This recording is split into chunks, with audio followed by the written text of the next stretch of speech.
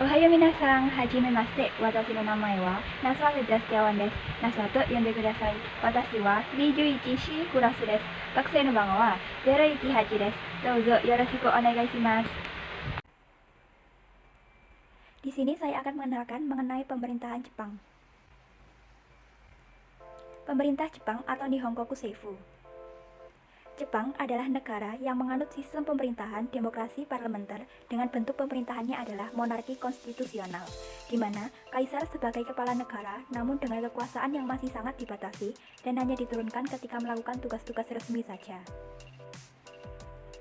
Namun sebagai gantinya, kabinet bersama menteri negara lah yang menjadi pengarah sekaligus pengendali jalannya pemerintahan. Kabinet ini ditunjuk oleh parlemen Jepang dan dinobatkan oleh kaisar. Badan pemerintahan Jepang sendiri terbagi menjadi 3, badan legislatif, eksekutif, dan badan yudikatif. Yang pertama, badan legislatif. Badan legislatif yang dimiliki oleh Jepang dijalankan oleh kekuasaan parlemen.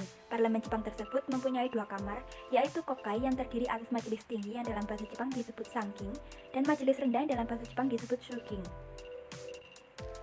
Yang kedua, badan eksekutif.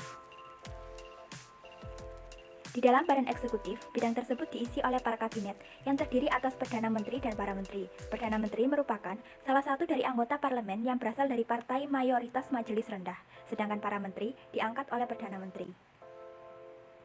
Dan yang ketiga, badan yudikatif.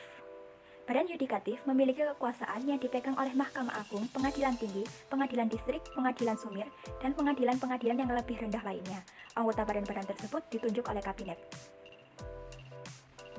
Susunan kekuasaan pada sistem pemerintahan Jepang, yang pertama dipegang oleh kedaulatan rakyat, yang kedua hormat terhadap hak asasi manusia, dan yang ketiga penolakan akan perang.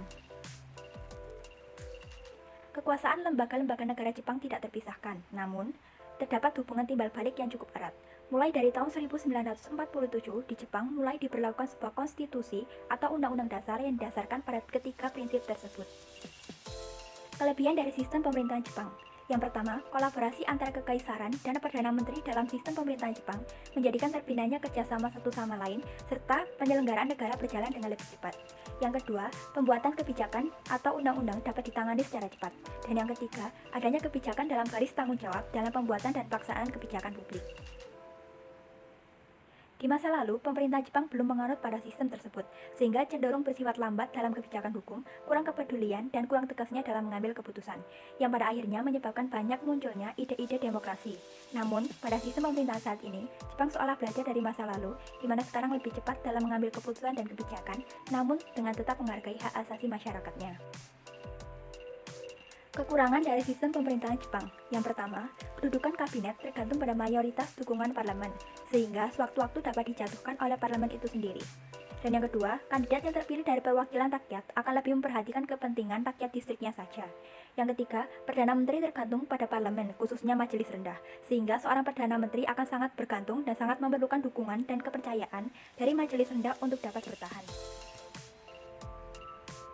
Sistem pemerintahan Jepang yang banyak tergantung pada mayoritas membuat suara minoritas terabaikan. Sistem semacam ini ternyata sudah ada sejak zaman dahulu, sehingga banyak sekali munculnya ide-ide demokratis bergolongan seperti demokratis perempuan, yang menyebabkan semakin parahnya suatu permasalahan yang sedang dihadapi bangsa Jepang itu sendiri.